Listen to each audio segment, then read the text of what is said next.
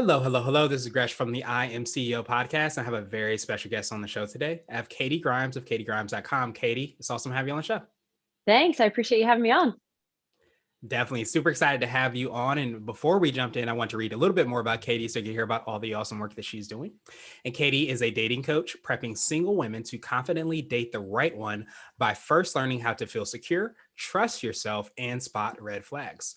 Her unique background of growing up in an alcoholic home and becoming addicted to love makes it easier for her to teach you why you attract certain people and how to heal your overthinking in your love life. Whether it's on Instagram at kg.katiegrimes or her podcast, Anything for Love, Katie keeps it real as she guides you to make sense of the confusion you're experiencing so that you can let love in with confidence and ease. Katie, are you ready to speak to the IMCL community? I sure am. I'm super pumped. I'm pumped as well. So let's do it then. So to kind of kick everything off, I wanted to rewind the clock, hear a little bit more on how you got started, what I call your CEO story. Yeah. So I got fired. That's how I got started. I literally had been diagnosed with PTSD back in 2019, 2018, after being a victim of a crime. And I had been in commercial real estate for about 5 years prior to that, and always had a passion for health and wellness. I'll be honest with you, like no matter what corporate job I've been in, finance right after I graduated at one of the top investment management firms in Boston, trying to work my way up through like executive assistant roles at software security companies and information management companies. But I just felt like something was always missing. And so health and wellness for me was always that outlet. So I was always teaching fitness classes. I was always talking to my friends and family about health and wellness and fitness. But I thought going into like corporate America was the way that I needed to go in order to make more money so that I could actually do what I wanted to do, which was travel the world, connect people, and talk about the things that I loved and admired. And what I found was after, getting let go from my job, and I don't say that, I mean, I know I was laughing when I said it, but like, it was actually the best thing that ever happened to me, because it really gave me the kick in the butt that I needed to be like, okay, so you've been literally working for someone else almost your whole life. I had started businesses here and there, had started it with other people, and really found that this was the one time that I needed to either sink or swim. And I knew that I didn't want to go back to corporate America because I knew that other organizations were not going to understand my symptoms of PTSD and recovering from, like I mentioned, growing up in an alcoholic home, and also growing up with being addicted to love and starting to get into recovery around that. For anybody who suffers from addiction in any way, shape, or form, be it food, be it work, whatever, nobody really understands it, or at least we don't think they do. So we hide and we feel shame and we feel guilt. And what does that do? It just perpetuates all the symptoms that you're having. And I was like, I'm really going to set out in this mission to, one, be open about my recovery and be open about mental health and be open about what had happened to me back in 2018. And then also start my own company so that I can help other people who maybe are suffering silently from these same symptoms. And what ended up I started going and talking to people. I just went to my corporate connections. So I started talking to people who, hey, can I put on a talk about how do you fear less at work and how do you be more vulnerable at work? Or how can you talk about shit that really matters at work so that you can all connect with one another, so that they often say business isn't personal. Yes, it is. You have people there, and people are going through real life scenarios. And so you can't separate. It's one and the same. And what I found was I didn't feel that I could make a big impact in corporate America because, predominantly in the Boston area, it was a white male dominated society, many of who were, baby boomers. And I'm not here to set out and change them. I wanted to actually impact people who wanted to learn and change. And don't get me wrong, there are certainly some white males who want that, but that wasn't who I was running into. And so what I found was I was like, I really want to impact the 20, 30 something year olds who love personal development, who want to change and grow. And so long story short, some of the clients that I first started coaching were those that were feeling unfulfilled and thinking maybe they'd go back to get their master's. But what we realized is that they actually felt that they weren't good enough. So that's why they kept going back to school. And then eventually what I realized is I was very passionate about talking about love and talking about self-love and talking about how I tried to do anything when it came to love and how it impacted me at work, how the money I spent, the foods I ate, how much I worked out, what jobs I was chasing, and what relationship I was was in or trying to be in.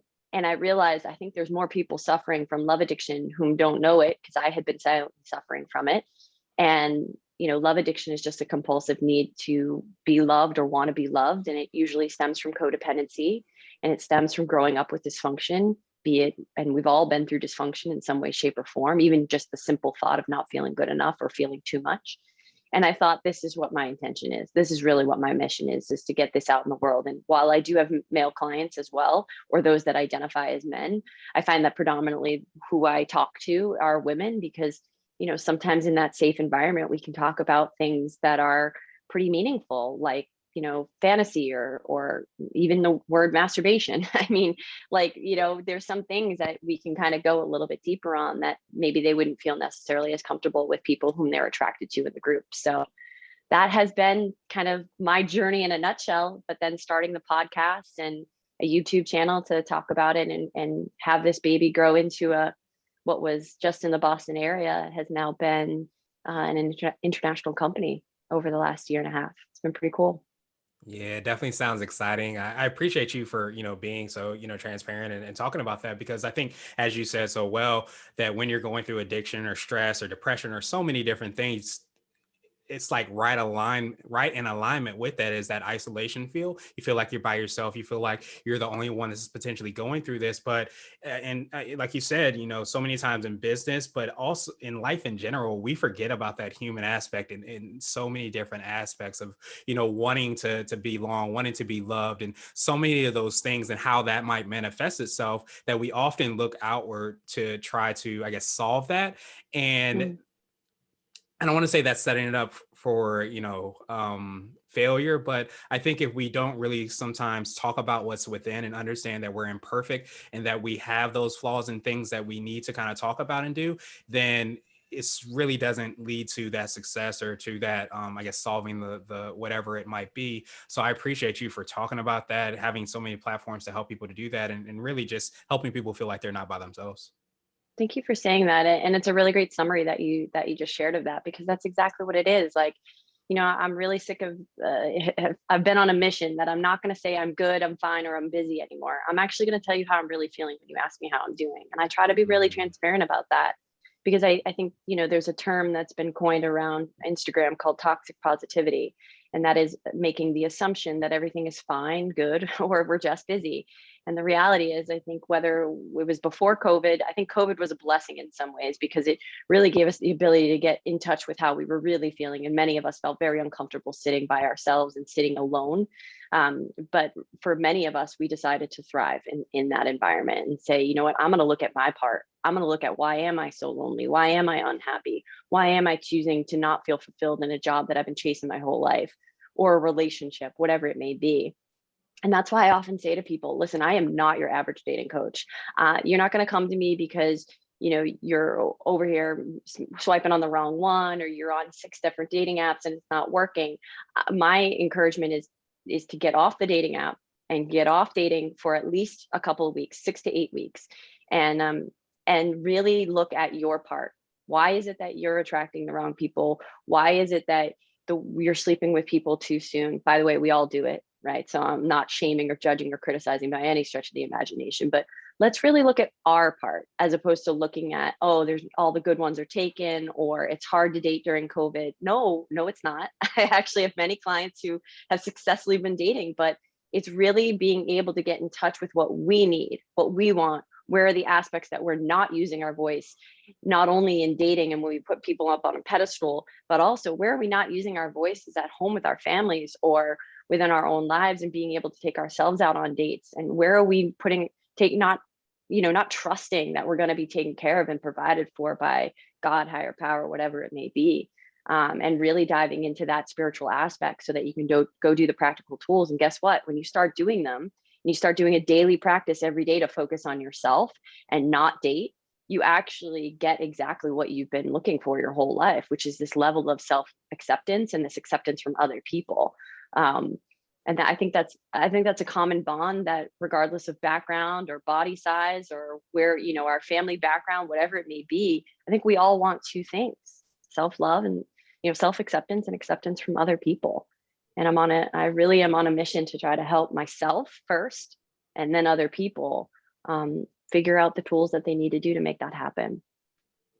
That's extremely powerful. I love how you said, help yourself first and then help other people, because I think so many times we zoom past ourselves and we're always, I don't know why, maybe it's just, certain things that are kind of pulling at us to tell us we're not enough or we need X, Y, and Z, as you mentioned, getting more schooling or potentially finding, Prince Charming or Princess Charming or whoever that might be Mm. to complete us. But if we really don't look and create that time and that space to be able to kind of understand ourselves, not to judge ourselves, but to understand why we're taking certain actions, why things might manifest themselves in the way that they do, then it's really hard to take the step, forward from that without understanding, that information. So I love that you do that. And I know you touched a little bit upon like how that manifests itself. Did you have anything else that you do as far as helping your clients, and what you feel kind of sets you apart and makes you unique is what I like to call your secret sauce?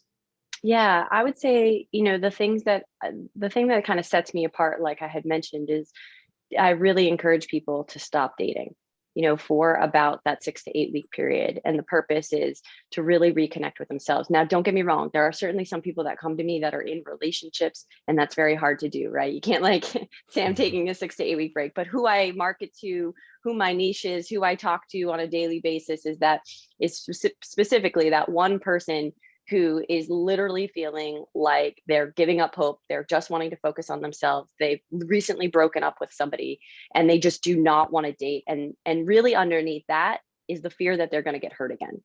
Mhm. Really underneath that is the fear that either A, they're too much, or B, they're not enough. So we got to get to the root of that, because if we just send you back out there and start dating, or for example, if you're not, say you're right now going, I'm not dating, I'm just focusing on myself, and you don't have a game plan every single day towards working on that self acceptance and acceptance from other people, then what's going to happen is you're just going to get back out there and date again, and you're going to wind up in the same problem. And I have women who are calling me in their 40s and 50s saying, one, my fear is that I'm too old, but two, I just keep doing the same things again and again and again. And it's like, okay, so let's stop it. Whatever age you're at, you're never too old to learn, to relearn what you've been doing. And a lot of people, and the other thing too that sets me apart is I've been through this. I have been healing codependency. I have been healing my addiction to love. I have been healing growing up in a dysfunctional home, because while symptomatically, right, I might put other people's feelings before my own, which is codependency and love addiction, right? I might put people on a pedestal. I might try to look at my phone and will the person to text me back, right? These are symptoms. Underneath all of that is the root of growing up with dysfunction.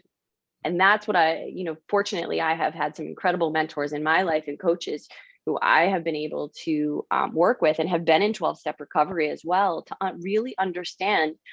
So the root is that I have grown up in dysfunction.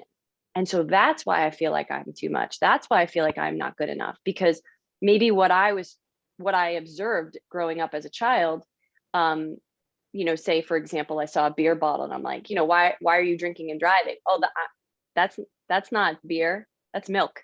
Well, wait a minute. That's gaslighting, right? So now these memories are coming up that I've been taught that what I'm seeing or feeling isn't actually true to me. And how does that impact me? Well, my gosh, it's impacting me in the way I spend money, the way that I had shown up at work, always feeling like I was a know-it-all, trying to control every situation because I never wanted to feel uncomfortable. So what I do is I coach in a really unique way, where I'm going to share with you real life experiences that have happened for me, because I do it for two reasons. One, I want you to not feel alone, because I think a lot of people think they're crazy. I think a lot of people think that they're the only ones that are feeling this way. And that just simply is not true. And I love that my coach once said to me, honey, you're not that special. The world does not revolve around you, even though you think it does. And even though you are in your head all the time thinking that, you've done or said something that has impacted somebody else, and that's why they're not talking to you or calling you back. No, you're not that important. And she said it really lovingly and jokingly. But it's also so that people can and call it by its name. So I often, as signs and symptoms are coming in, when people say, my God, I can't stop thinking about that guy, or geez, I really want to call that girl. And I'm like, okay, babe, that's love addiction. Let's get to the root of why that symptom of love addiction, because it lessens its power. It makes you feel like I'm not completely powerless over this. And also my experience in 12-step recovery has given me the ability to really understand that if you believe in something bigger than yourself, if you, be it higher power, God, universe, two, if you have a group of safe and trusted people who you can use your voice with, and three, you consistently show up and don't judge, shame, or criticize yourself or anyone else, you can have the ability to truly thrive. You have the ability to truly get everything that you desire in life. And I only teach what I know. And oftentimes when I forget what I know, I go back to my people that I have that are safe and trusted and be like, and this is something I'm sure any CEO faces, is that sometimes we give so much of ourselves that we lose ourselves in the process. And so whatever addiction we used to have, be it in my case, it was love or codependency, now has sprung into work and working all the time. And instead really understanding at the root of that, like, where do I not feel good enough? Where am I trying to overvalue what I'm doing? So because I might feel like I'm being undervalued, or where do I feel like I'm being too much or not enough? And really looking at my part so that I can actually show up and be of service, as opposed to this just being growing an empire so that I can make millions of dollars. That's not the point. The point is, yeah, sure, I'm going to make and have made quite a bit of money, but that only gives me the ability to, one, take care of myself, and then two, support and guide other people so they can learn how to love and take care of themselves. And then they're just going to go pass it on. Mhm. They're going to go feel good and start going, oh, this is what I learned. Here, you try this too. Yeah, that's extremely powerful. I appreciate you so much for obviously the work that you do and of course expanding upon that, because I think, as you said, to actually name what it is gives it, less power to be able to kind of understand it, I think, inspect it and really look at it and see how you can grow from that. But another thing, you said so well, is I think so many times we don't realize that if we don't get to the root of that problem, we don't begin to solve that problem. It can manifest itself in different ways. If you decide that, oh, I'm just not going to date, then maybe potentially you're not going to run across that same person, quote unquote, but you still haven't treated the root of the problem. So it might manifest itself in the way you're spending money, or potentially your Mm-hmm. work in so many different aspects. So that's why I love, that you drill down and do that. And that's, a big part of your secret sauce. And so I wanted to switch gears a little bit, and I want to ask you for what I call a CEO hack. So this could be like an app, a book, or a habit that you have, but what's something that makes you more effective and efficient? I have a business manager that I have hired. And I got to tell you that I hired her when she was a virtual assistant. I think I was maybe, I think $35 an hour or something. But I knew really early on that the power of we was much greater than the power of I, Mm, and that I only know so much. And I'll be honest with you, I can operate at really high levels of stress given how I grew up. But what I noticed is that my health and well-being at the very beginning of starting this business was starting to take a heavy decline pretty quickly. And whether it was eating too much sugar, trying to spend course after course after course, trying to get as much knowledge as I can to be as efficient as I could in my business, I realized I actually needed help. And I asked around, and a friend of mine said, hey, I've got this girl. She can help you out. And she started making in Canva, she started making graphics for me. And I got to tell you, it eased up like so much time, because it's not something I enjoy doing. And then eventually I started to trust her more and more, because every time that I'd ask her for something, she would deliver it like that. Or if she couldn't, she'd communicate that she couldn't. And we started to build this bond where now she's turned into my business manager. So she's literally managing my time. She is literally, we've grown together so much. That's my secret hack, is like, do not do it alone.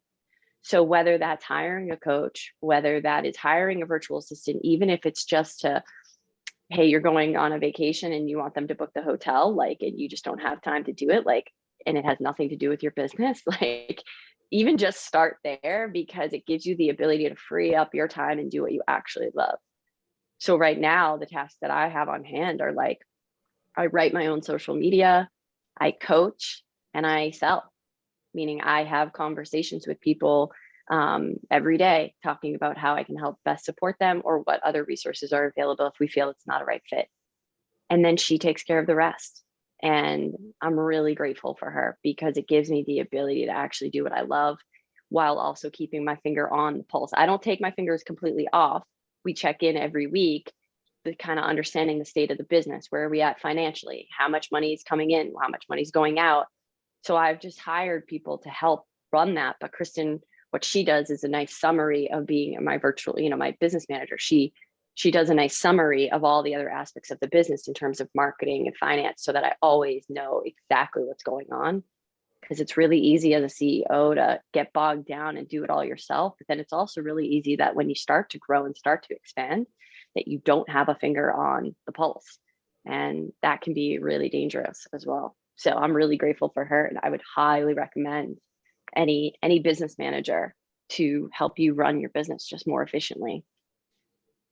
Yeah, that's absolutely huge. I appreciate you for sharing that, because I think so many times, I think to me, like the definition of a hack is really to allow you to be and spend more time in your zone of genius. And I think that we do that by allowing others on our team to be able to be in their zone of genius. And when they have that passion, that gift, and those things that help them to grow, we have to be able to kind of let go of that ego and allow that to kind of propel into where it's going to be, but understand that we still have that communication, and that doesn't necessarily happen overnight. It grows over time. So Mm. truly appreciate that hack. And so I want to ask you now for what I call a CEO nugget.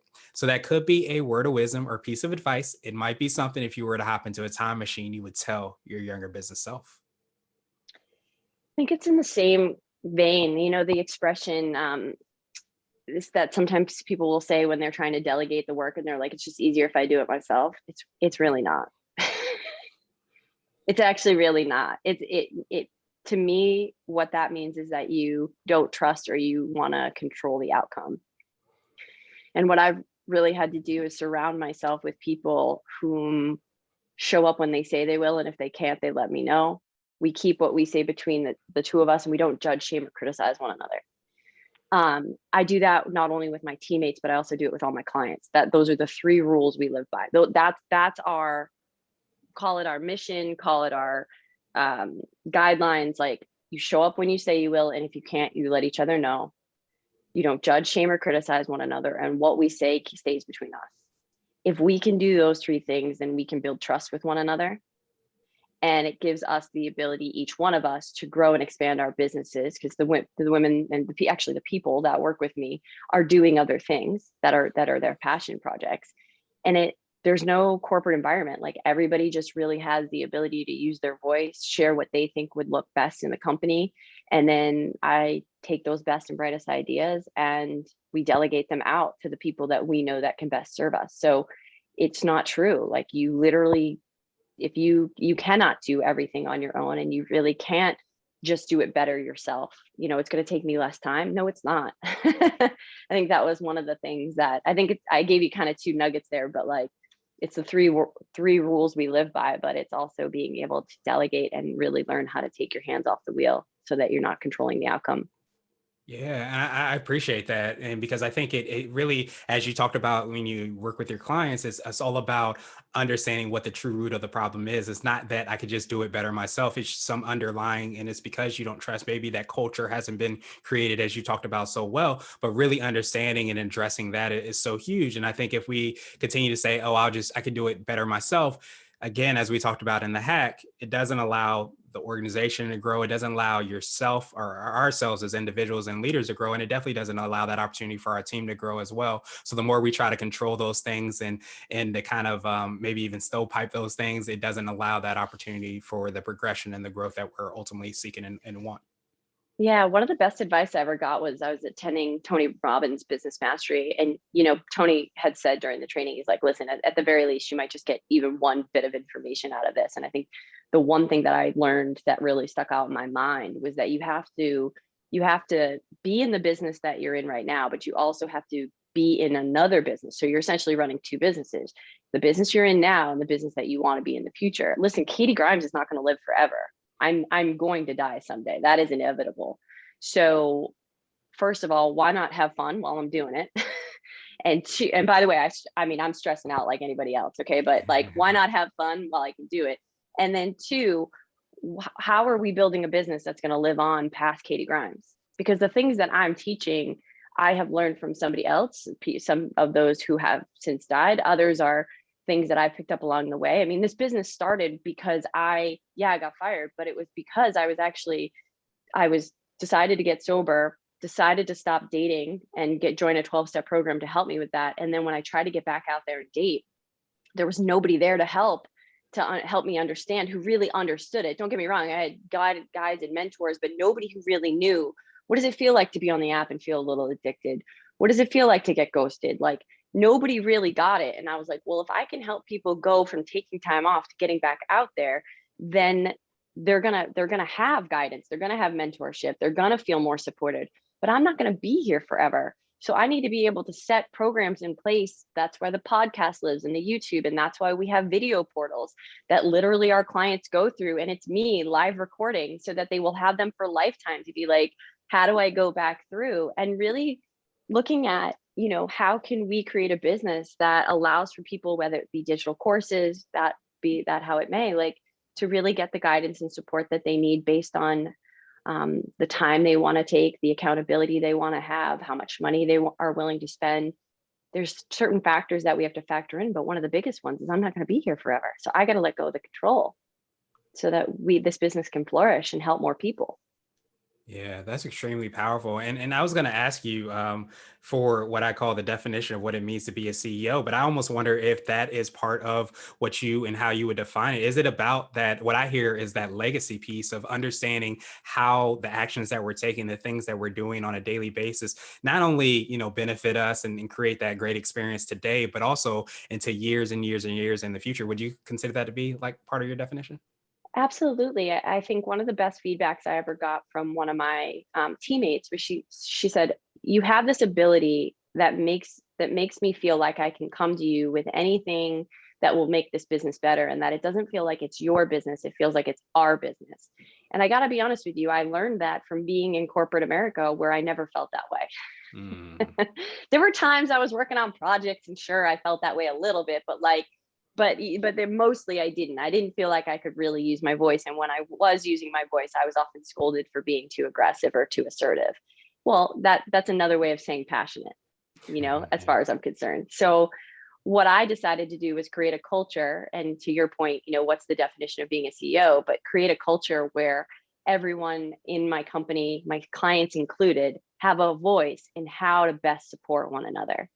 And our business has evolved. When asking my clients what additional support do they need, they wanted to learn from each other. I started noticing a pattern, and if you pay attention to what your customers need, you start to notice they're saying the same thing, so why not put them in a room together?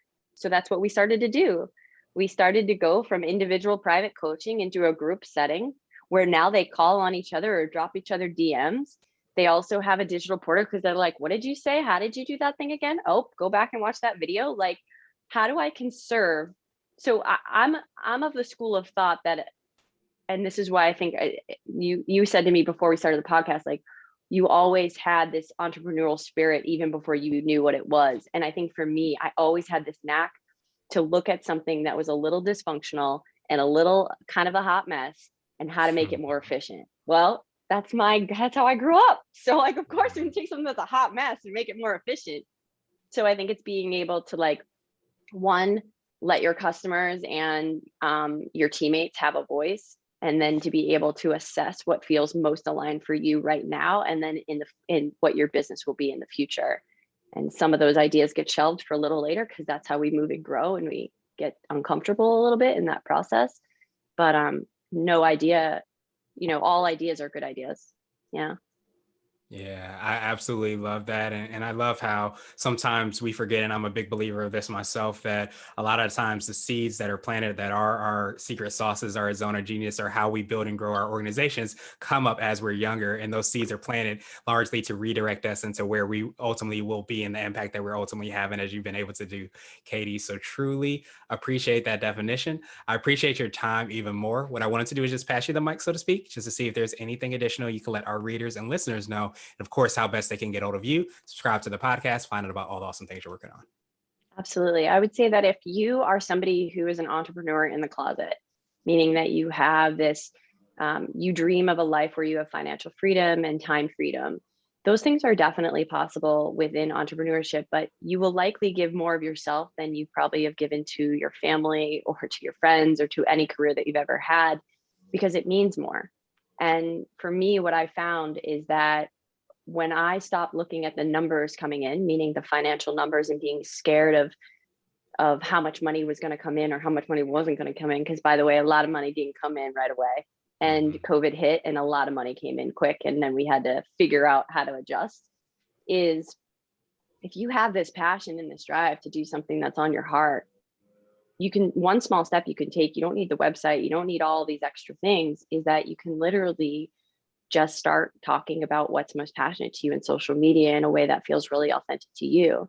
And I think what ends up happening is when you think no one's listening, actually everyone is listening.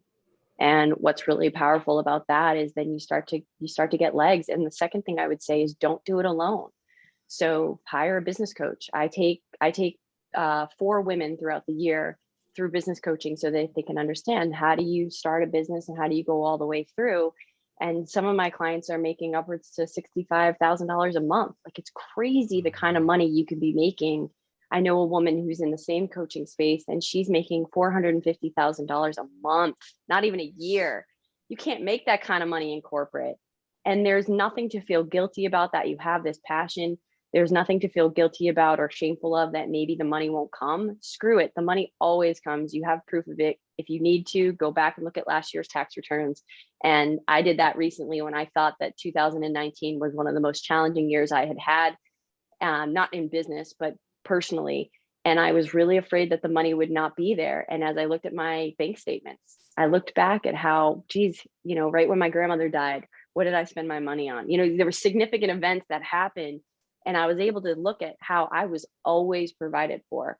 So, number one, if you have this passion, just start talking about it at the very least, just social media. Number two, hire a business manager or a business coach, somebody, a guide, mentor. Don't ask somebody if you can pick their brain. They have spent years trying to perfect this. Go and hire them, and spend that money, because that a return on investment, be it 5,000 or 10,000 or more that you're going to spend on a coach, you are going to make that hand over fist when it comes back in a year or two. And then I would say number three is just building confidence, is doing everything in your absolute power to take the thoughts that you are thinking that you're not enough, or that you're never going to be a CEO, and you change the words to I am a CEO. I am good enough. I I can make as much money as I possibly want. I can help as many people as I want. And when you start to actually say those things, you then just start to believe it. If you've ever had a dream where you're laying in bed and you think you're falling, our mind is so smart. It actually thinks that we're falling, but we're not. You can do the Mhm. same thing with your thoughts when it comes to your business and this passion that you have, is really truly believe it, even though you can't see that it's happening. And if you guys want, I would really strongly encourage you to just say hi at the very least on Instagram by hitting me up at kg.katiegrimes. Make sure you let me know that you saw me here at I Am CEO, so that we can have a real and authentic conversation. When you're talking to me, like when you say hi, you're talking to me, and it gives us the ability to really find a common ground on what's the calling in your heart right now. Is it taking time off from dating? Is it starting a business? What is it?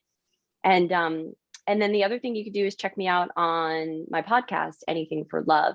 And if any of those things feel like calling to you, or something I've said resonated with you, please feel free to share it with me. And it would mean the world, because I think, like I said earlier, I do this because I want to be of service, and I want to know that what I'm saying matters. And I'm not doing that for validation, but in fact, connection. It brings us closer to each other. And I think we all need connection now more than ever. So I look forward to hearing all from you soon. And I'm really impressed with the work that you're doing here at I Am CEO. So thank you so much for having me on.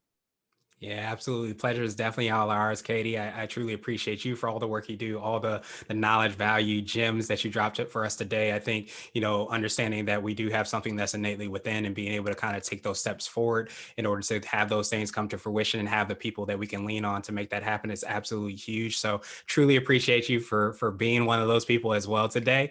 And I hope you have a phenomenal rest of the day. Thanks. You too.